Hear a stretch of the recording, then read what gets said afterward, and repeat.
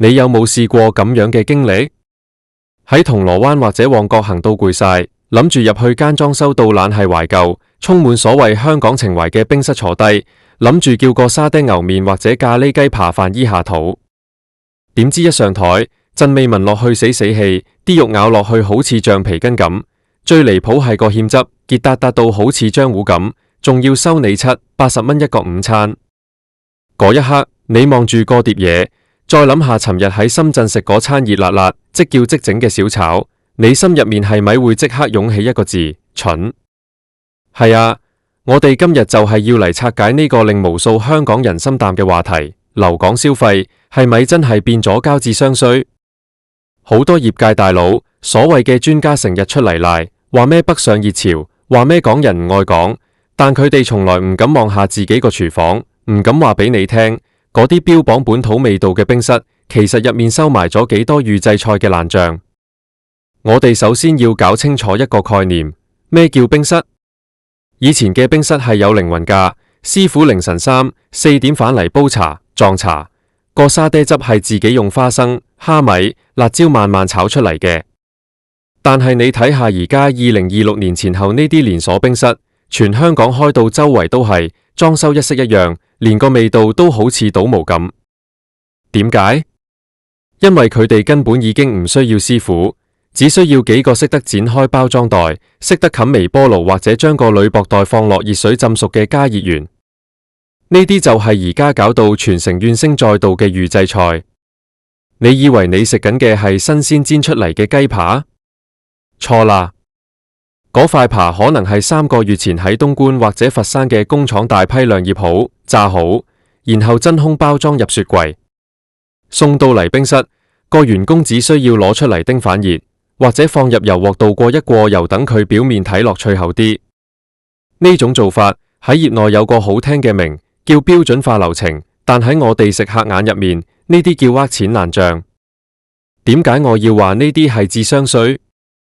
你試諗下，一份預製嘅咖喱牛腩，工廠批發價可能只係5-6蚊人民幣，加上物流，加上包裝，成本頂死10零蚊港幣。但係佢換個靚少少嘅碟，喺冷氣房度遞俾你，就要收你88蚊，仲要加一服務費。你食落口嗰陣，除咗食到重口味嘅味精同埋防腐劑，你根本食唔到肉味。最慘係乜嘢？最慘係你明知佢係垃圾，但因為你喺香港，你想支持下本土經濟，你忍。但係人嘅忍耐係有限度㗎。好多冰室老細話：我哋租貴啊，人工貴啊，唔用預製菜我哋冇法子生存。呢句說話真係聽落都覺得好笑。租貴係你同地產商之間嘅問題，人工貴係社會成本，但呢啲唔係你攞劣質食物去呃消費者嘅藉口。如果因為成本高，你就將產品質量降到連快餐店都不如嘅水平，咁你呢間店存在嘅價值係邊度？以前香港人係好捱得，但香港人亦都好精明，大家以前係為咗快、靚、正先去茶餐廳，而家變咗貴、廢、慢，你叫人點樣留港消費？我哋再嚟睇下個所謂嘅北上熱潮，點解咁多人寧願每個禮拜6日排成個鐘隊過關去深圳食嘢？係咪真係因為平？平只係其中一個因素，最重要嘅係人哋嗰度有煙火氣。你喺深圳求其入一間賣湘菜或者粵菜嘅鋪頭，你可以見到個師傅喺透明廚房度大火翻炒，你可以食到嗰陣鑊氣。而喺香港呢，你想揾個有鑊氣嘅師傅，可能要去大排檔，但大排檔又被政府趕盡殺絕，留低嘅冰室只係一間間乾淨漂亮嘅工業產品加熱站。講到預製菜，最令人擔心嘅係健康問題。為咗令呢啲預製菜可以擺得耐，入面加咗幾多鈉、幾多添加劑、幾多防腐劑？你睇下而家啲後生仔、老人家，成日話食完茶餐廳之後口乾到要飲幾公升水，點解？因為嗰啲味精係用嚟遮蓋雪藏肉嘅味，用嚟掩飾食材嘅唔新鮮。長年累月咁食，你話對身體有冇害？更離譜嘅係，有啲冰室仲好意思話自己係職人精神。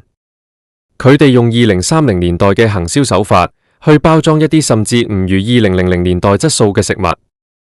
我之前見過一間冰室，佢個餐牌寫住秘製家常紅燒肉，結果上台嗰陣，個形狀一粒粒好似麻雀咁齊整，個色澤紅到好唔自然。一問之下，原來係承包喺大陸工廠訂返嚟嘅。人哋工廠嘅生產線1分鐘可以出幾百包，佢返到嚟轉手賣你幾倍價錢，呢啲唔係智商稅係乜嘢？有好多人會話預製菜係大勢所趨，全世界嘅快餐業都係咁。係，麥當勞、肯德基都係預製，但人哋賣嘅係快餐價，人哋係明碼實價話俾你聽我係快餐。但香港嘅冰室偏偏要立個牌坊，話自己係提供地道飲食文化。如果你所謂嘅地道文化係指真空袋同防腐劑，咁呢種文化真係唔要都罷。我哋試下分析下一間典型冰室嘅數簿。2026年嘅今日，喺中環或者尖沙咀租個鋪位，可能要幾十萬一個月。為咗回本，佢哋必須要提高翻台率。如果用人手切菜、手打肉餅、慢慢燉湯，一來廚房位唔夠大，二來時間太長，所以佢哋就揀咗最簡單嘅路，縮減廚房規模，甚至連個抽油煙系統都唔使做咁好。因為根本冇乜油煙，全部嘢都係熱水浸熟。佢哋慳咗嘅人工，慳咗嘅設備費用，有冇回饋俾消費者？冇。佢哋反而因為覺得自己轉型成功，覺得可以收得更貴。呢種縮數心態，正正係殺死香港餐飲業嘅元兇。你賴北上熱潮，其實北上係香港人嘅無聲抗議。大家用腳投票。話俾呢啲冰室老細聽，我哋唔係傻噶。如果我試100蚊食餐飯，我要得到嘅係尊重，係一份對得住個價錢嘅質素，而唔係入到去要聽你啲伙計呼呼喝喝，仲要食你啲微波爐嘢。我哋再講下啲預製菜嘅黑科技。而家啲工廠犀利到你唔信，佢哋可以用大豆蛋白整到好似肉嘅口感，可以用化學調味料模擬出陳年老火湯嘅味道。有啲冰室標榜無味蒸老火湯，其實係用一桶桶嘅骨髓膏勾兌出嚟。你飲落去覺得好厚身、好濃郁，其實全部係添加劑。呢啲資訊，如果你唔係行內人，你根本唔知。你以為自己補緊身體，其實你係增加緊腎臟負荷。香港人其實好簡單，我哋追求嘅係性價比。如果今日間冰室收我40蚊個常餐，佢用預製菜，我或者會接受，因為價錢反映咗質素。但而家係你收緊80蚊、100蚊，但你俾緊20蚊質素嘅嘢我食，呢種對消費者嘅蔑視，先係最令大家憤怒嘅地方。你睇下嗰啲所謂嘅網紅冰室，成日喺網上揾人寫稿、揾人拍片，將啲嘢食影到靚一靚。個標題通常係咩全港最強沙爹牛，失傳味道重現。你入到去食，個沙爹汁稀到好似水咁，啲牛肉直情係無紋理嘅片。呢啲鋪頭通常開得好快，執得亦都好快。佢哋賺嘅就係嗰班未試過嘅人，或者係想打卡嘅遊客嘅智商稅。真正嘅香港味道係應該有溫度嘅，係嗰個鐵鑊同火接觸嗰一刻產生嘅焦香味，係師傅對火候嘅精準掌控。呢啲嘢預製菜永遠俾唔到你，但可惜嘅係2026年的香港街頭，呢種味道已經越嚟越稀有，取而代之嘅係冰冷嘅生產線，係為咗利潤最大化而犧牲一切嘅商業邏輯。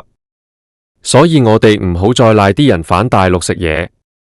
大陸嘅餐飲業競爭大到你唔信，人哋為咗留客，服務做到足，食材講究新鮮，重點係人哋唔會攞預製菜賣你天價。當然，大陸都有預製菜，但人哋會分得好清楚，邊啲係路邊攤質素，邊啲係高級餐館。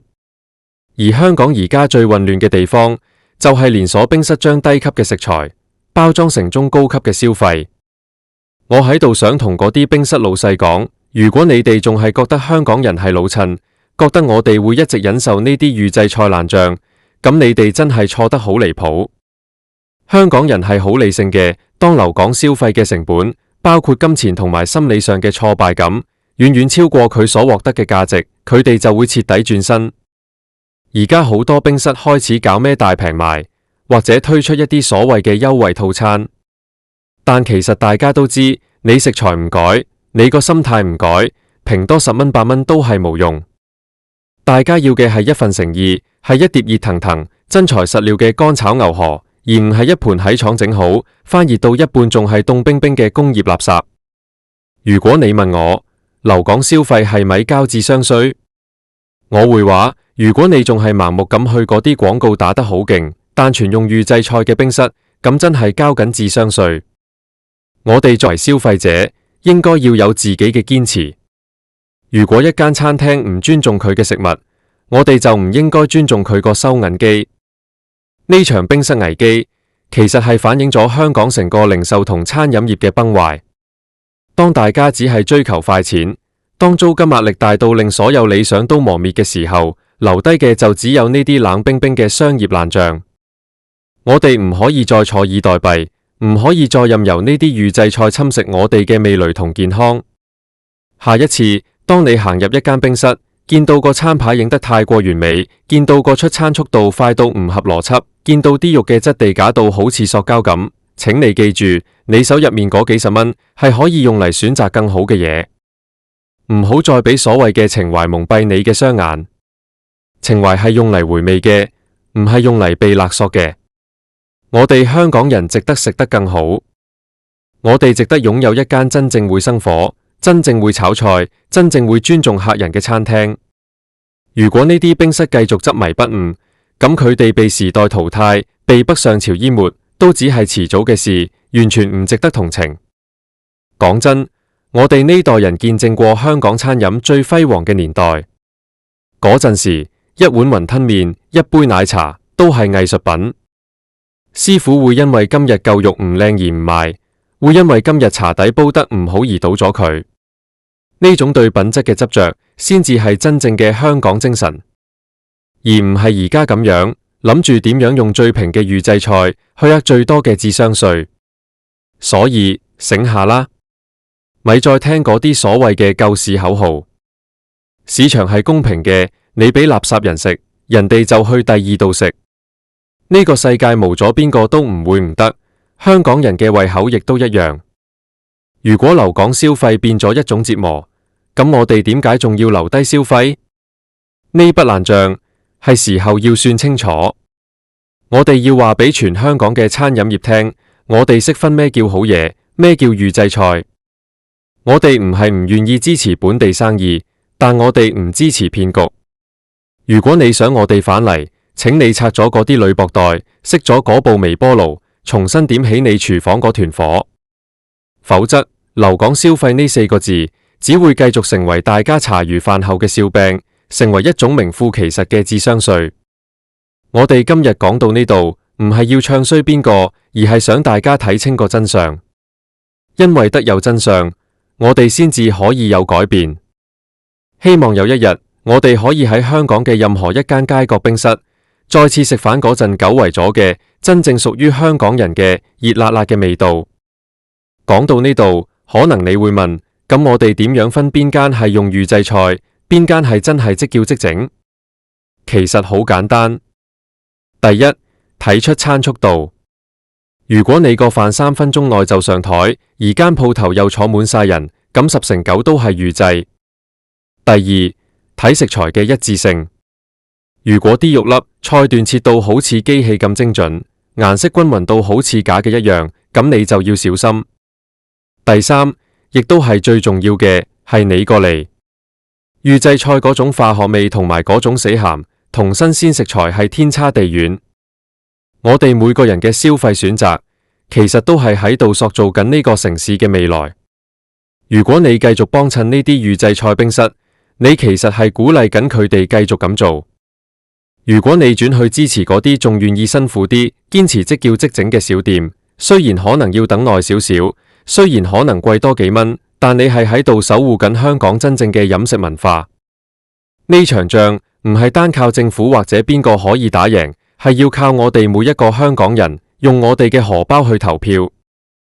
唔好再交智商稅啦，睇清呢啲冰室嘅爛賬，揀一間真正對得住你胃口嘅餐廳。咁樣，香港嘅飲食業先至有希望。唔好再賴上熱潮，北上只係一個出口，真正嘅問題係出口後面嗰個已經腐爛咗嘅核心。我哋一齊努力，揾返嗰份失落咗嘅味道，唔好再俾呢啲預製菜呃到。香港人值得擁有更好嘅生活，更加值得食一餐好飯。所以下次有人問你返唔返上去食嘢，你可以好型咁答佢：我揾到間香港鋪頭，唔使交智商稅，啲嘢食仲正過上面。希望呢一日唔會太遠。最後我想講，其實2026年嘅餐飲技術真係好發達，但我哋唔應該將技術用嚟偷雞摸狗，而係應該用嚟提升質素。如果科技只係用嚟整出一啲似肉非肉、似菜非菜嘅工業垃圾，咁呢種科技係退步。我哋要嘅係進步，係一種結合咗現代衛生標準同傳統手工藝嘅新餐飲。而呢一切嘅起點，就係要由拒絕交智商稅開始。呢個世界冇免費午餐，亦都冇唔勞而獲嘅地道味道。冰室老細們，如果你哋仲想保住香港冰室呢塊金漆招牌，請你哋攞出你哋嘅良心，搞好你哋嘅廚房。唔好等全香港人都反晒上去，到時你哋先至喺度叫救命，嗰陣時就真係太遲啦。筆帳，我哋今日就計到呢度。大家聽完之後，下次去食飯記得帶埋眼識人，帶埋條脷去試真。香港味道，要靠我哋自己救。